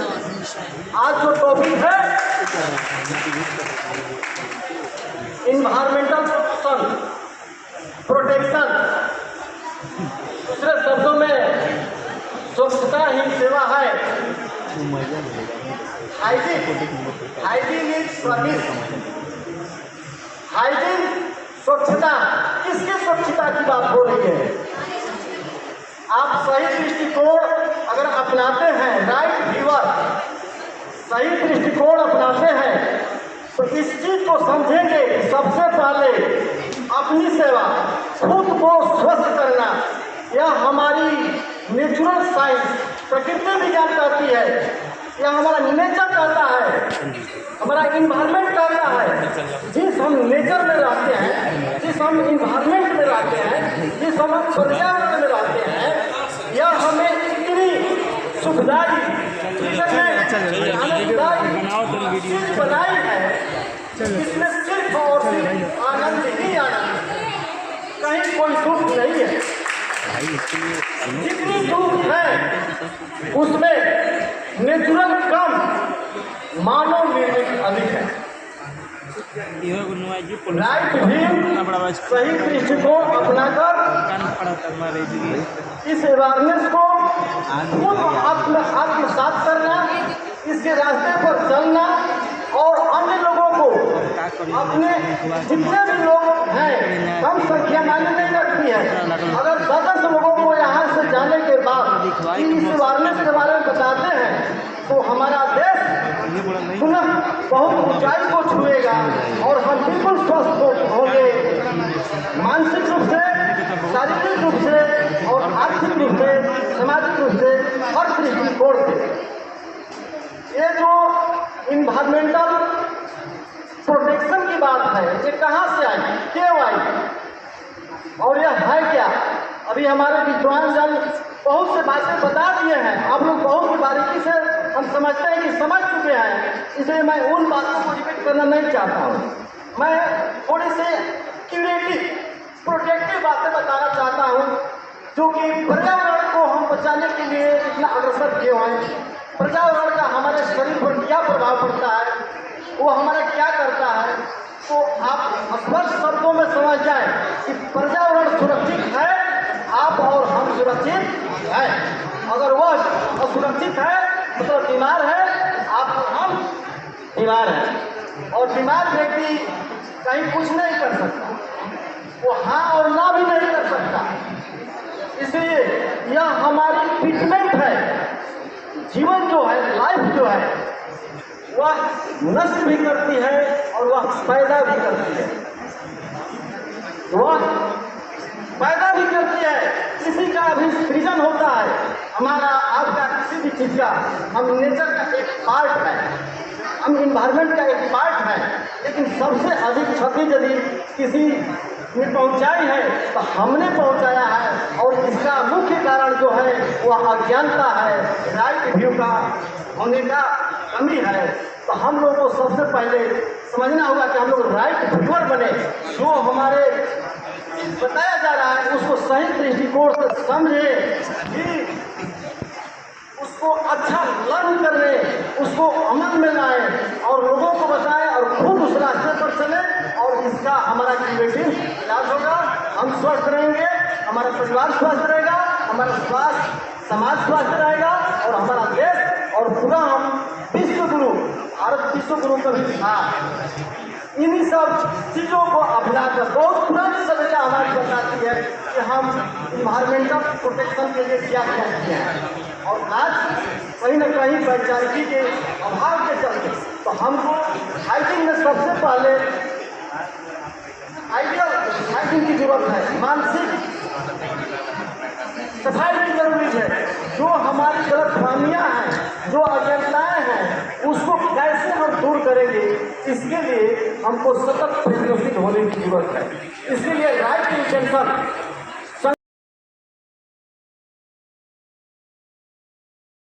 गाँव में बांधा गया।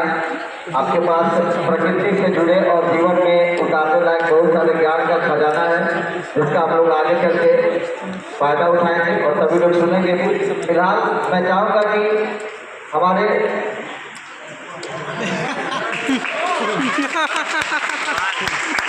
जोरदार तालियों से स्वागत करें, लेकिन सर का स्वागत केवल ऐसे नहीं होगा। मैं चाहूँगा कि इस कार्यक्रम की जो आयोजिका हैं वो सर को बुके देकर सम्मानित करें और फिर सर का बात हम सुनेंगे।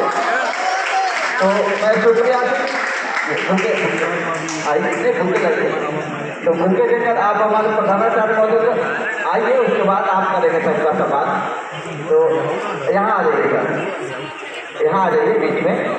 और ये अवसर है हमारे प्रधानाचार्य महोदय को पुष्प गुच्छ देकर सम्मानित करते हैं। और इसी क्रम में मैं चाहूँगा कि हमारे प्रधानाचार्य के हाथों भी हमारे आज के अतिथियों का स्वागत भी हो जाए। तो मैं बुलाना चाहूँगा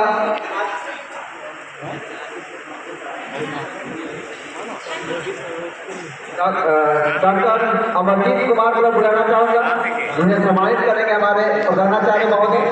आप लोग जोरदार तालियों से स्वागत करेंगे। और अब मैं बुलाना चाहूँगा डॉक्टर महेंद्र कुमार गौर जी को, जिनको पुष्प गुच्छ से सम्मानित करेंगे हमारे प्रधानाचार्य महोदय। आइए डॉक्टर महेंद्र कुमार गौर जी। और एसपीजेड कॉलेज के बोर्डिंग विभाग के हमारे प्रोफेसर हैं डॉक्टर ओम प्रकाश जी, जिन्हें पुष्प गुच्छ से सम्मानित करेंगे हमारे प्रधानाचार्य महोदय। आइए सर।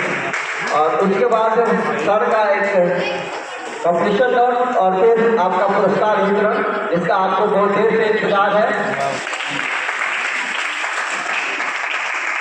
बहुत बहुत धन्यवाद सर। और अब हमारे बच्चे आपको सुनना चाहेंगे, अतः आपसे निवेदन है कि अपने शब्दों को रखें।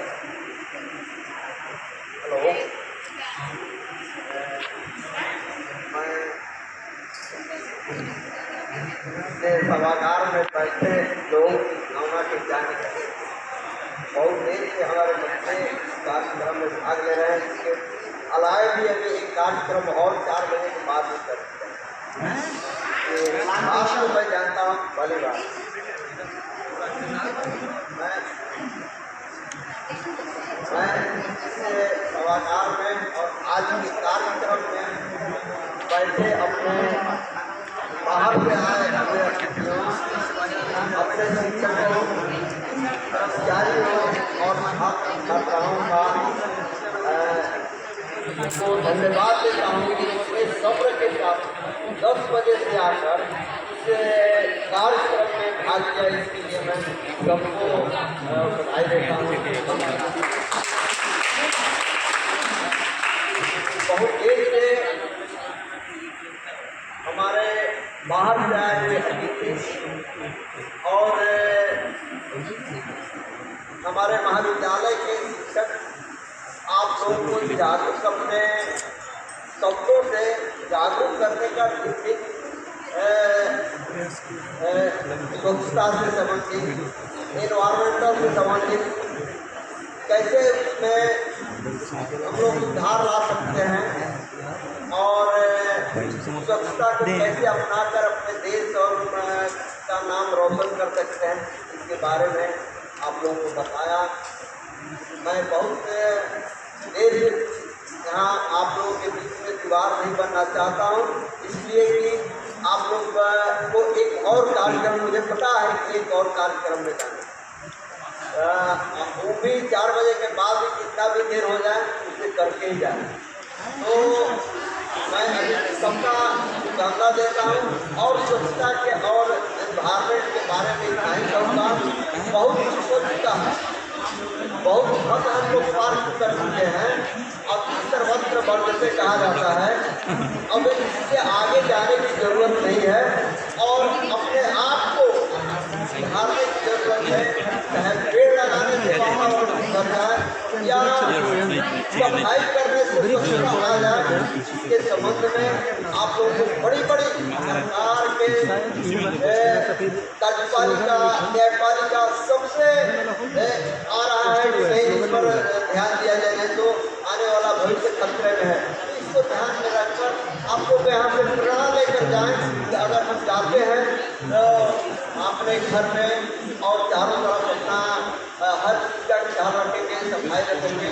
या आदमी आज जो सफाई करने वाला उसको आदमी जानता है वहाँ कहीं कहीं अपने ही देश के किसी शहर में, इंदौर शहर है, वहाँ पर इतना स्वच्छता है कि कार में जो जाते हैं वो भी स्वच्छ मित्र वहाँ कहा जाता है। यहाँ बहुत लोग बात खराब से देखते हैं तो सफाई करके उसको, लेकिन इंदौर में स्वच्छ मित्र कहा जाता है और उसको प्रणाम करते हैं, गाड़ी में जाने वाले लोग भी करते हैं।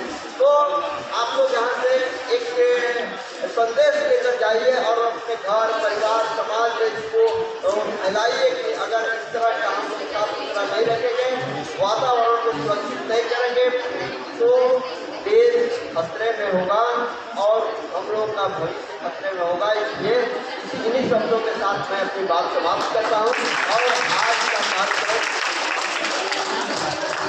जैसा कि सर ने बताया एक और अगला कार्यक्रम है, तो 2 बार मिठाई खाने के बाद एक और कार्यक्रम बनता ही है, क्योंकि आज आपको 2 बार जलपान कराया गया है।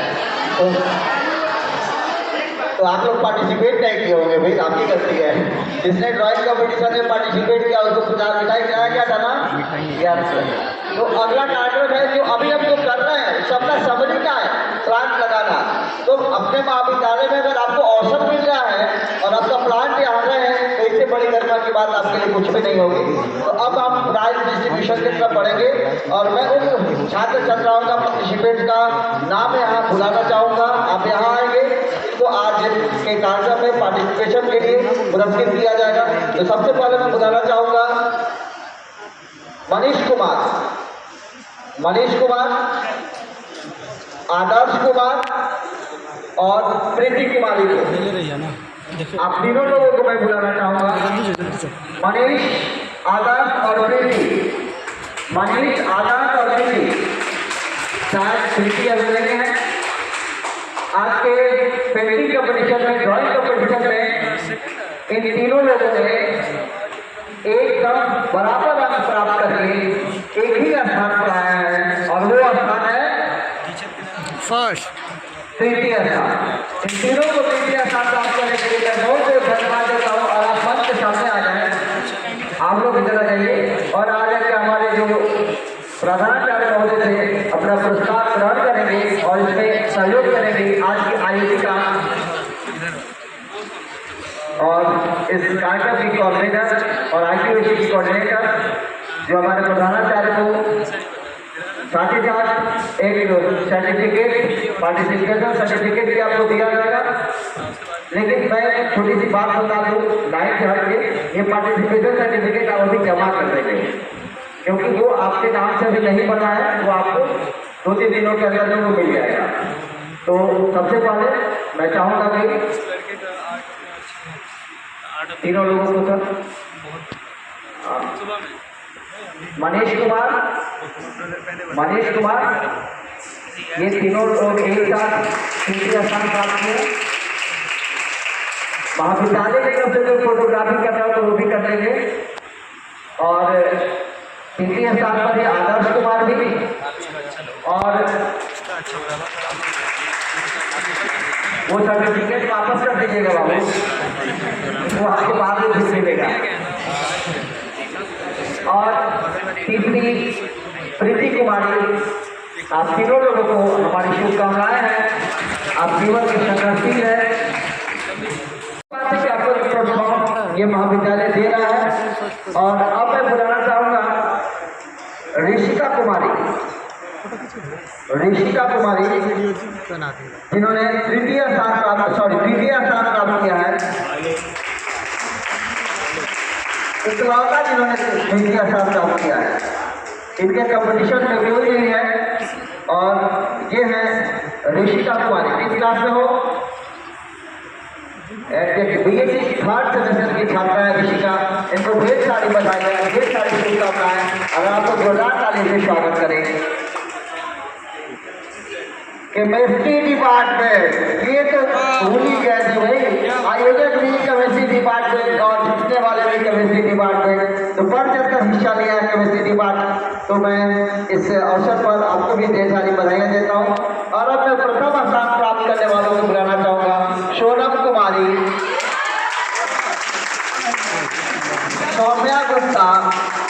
सौम्या गुप्ता और अनुप्रिया कुमारी।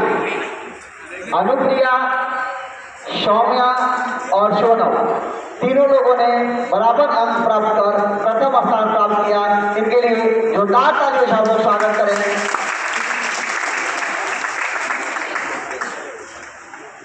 अपना क्लास बताओगे, किस क्लास से हो? बॉटनी ऑनर्स फर्स्ट ईयर की ये छात्रा है। बहुत बहुत शुभकामनाएं आपको।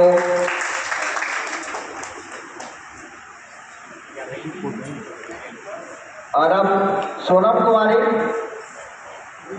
जो बीसीए थर्ड सेमेस्टर की छात्रा है।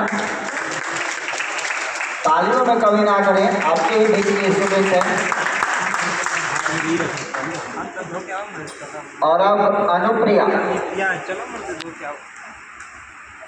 Economics honours BA first semester की छात्रा है। बहुत बहुत धन्यवाद और शुभकामनाएं अनुप्रिया आपको भी।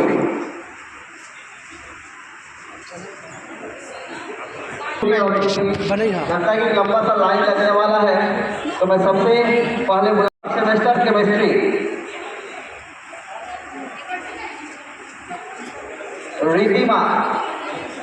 Ridhima second year, BBA second year.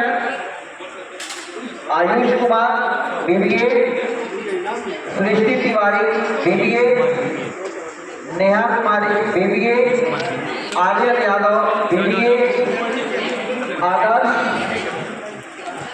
Anupriya semester 1 economics, Anupriya, Ankit Sharma, आप सभी ने प्राप्त किया है। अरे कहाँ चले गए तुम लोग?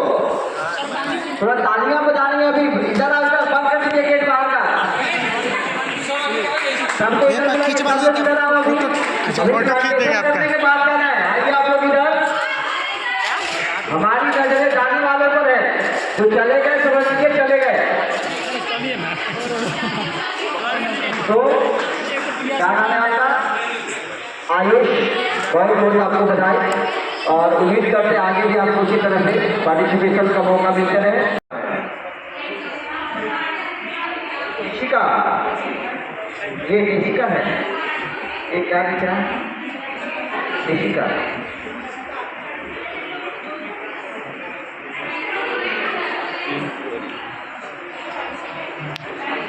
मुस्कान थर्ड सेमेस्टर